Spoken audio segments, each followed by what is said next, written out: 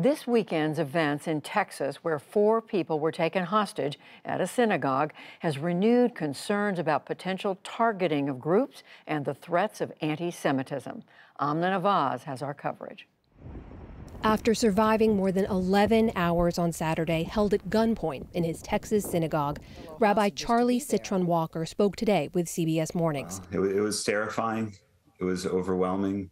Sharing for the first time how he and other hostages escaped. I threw a chair at the gunman and I headed for the door. And all 3 of us were able to get out without even a shot being fired. The FBI has identified the hostage taker as Malik Faisal Akram, a 44-year-old British citizen.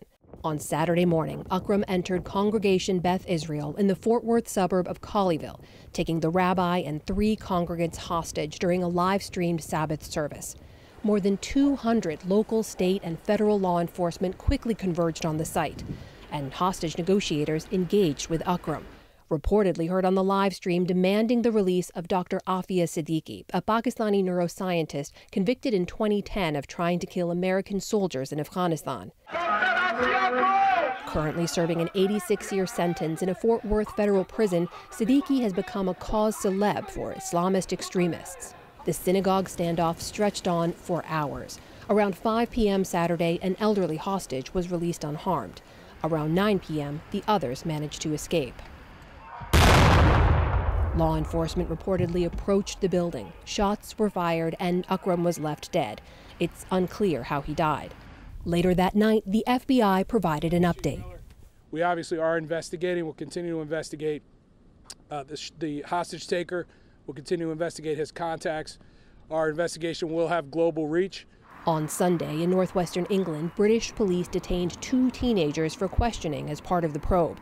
Back in the U.S., in a Sunday night statement, the FBI called the attack, quote, a terrorism-related matter in which the Jewish community was targeted. This at a time of rising anti-Semitism in America. According to the Anti-Defamation League, more than 2,000 anti-Semitic incidents were reported in 2020, the 3rd highest year on record. In recent years, Jewish institutions nationwide have ramped up security, including training for their community. In a Sunday statement, Rabbi Citron Walker said those trainings at Congregation Beth Israel saved their lives, writing, quote, in the last hour of our hostage crisis, the gunmen became increasingly belligerent and threatening.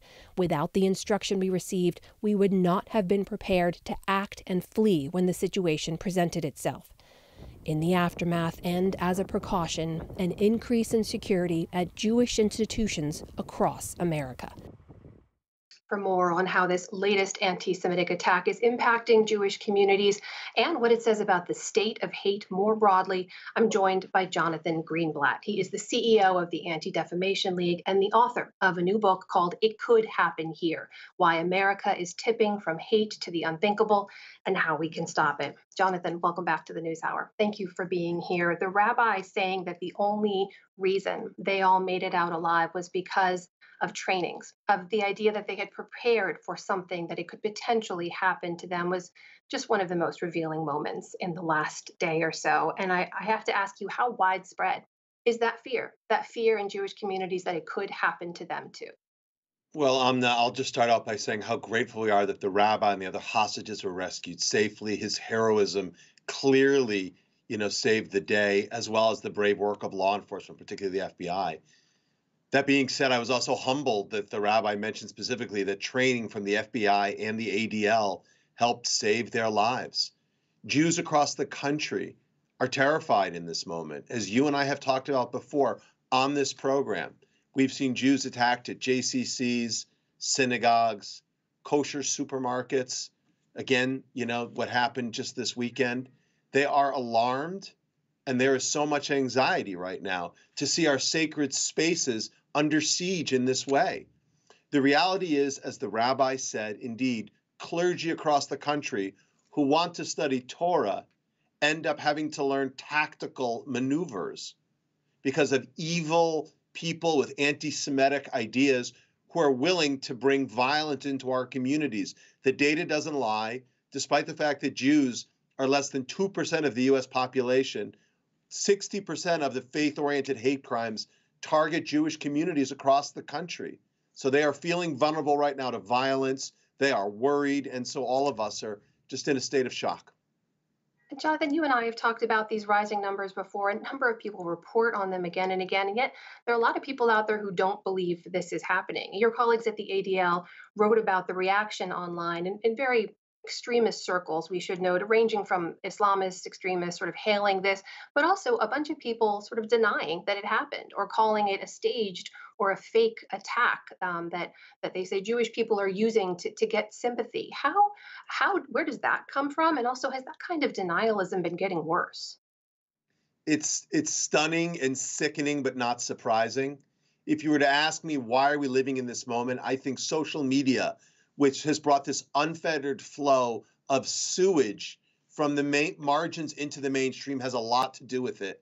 The demonization of Jews, of Israel, of Zionism, makes all Jews feel literally vulnerable and under a kind of siege.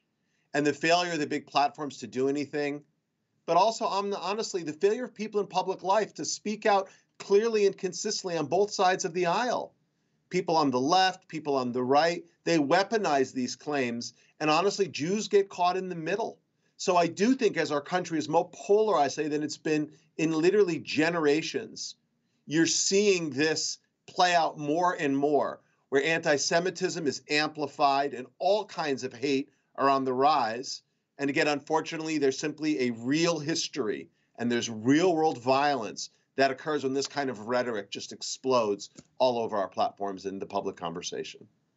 Which brings me to your book title, because that's a worry I think a lot of people have, the idea of tipping from hate to the unthinkable. What are you worried that we're heading towards, and how do we keep from going there? Well, look, I mean, the unthinkable is I would go to shul on a Saturday morning and end up held hostage for 12 hours. The unthinkable is that my wife would go to a kosher supermarket and suddenly she could be shot and killed by an evil black Hebrew Israelite. The unthinkable is that a college town like Charlottesville could be marched upon by white supremacists out in the open. And today people still deny what happened just a year ago. Look, I'm the grandson of a Holocaust survivor from Germany, Amna, who never could have imagined that the only country he had ever known would turn on him, destroy everything that he loved, and slaughter almost his entire family and friends. And I'm the husband of a political refugee from Iran, whose family, the only country they had ever known, it turned on them after the Islamic Revolution, destroyed everything that they loved, and they fled for their lives. So today, in a moment where we have to have the kind of security at our synagogues that you associate with Fort Knox, we're moving toward the unthinkable, and I think it's time all of us realize this anti-Semitism, Amna, it's not a Jewish problem, it's an American problem. This is a failure of our democracy, and we need to take it that seriously. Jonathan Greenblatt, CEO of the Anti-Defamation League, thank you for speaking with such clarity. We really appreciate you being with us today. Thank you for having me.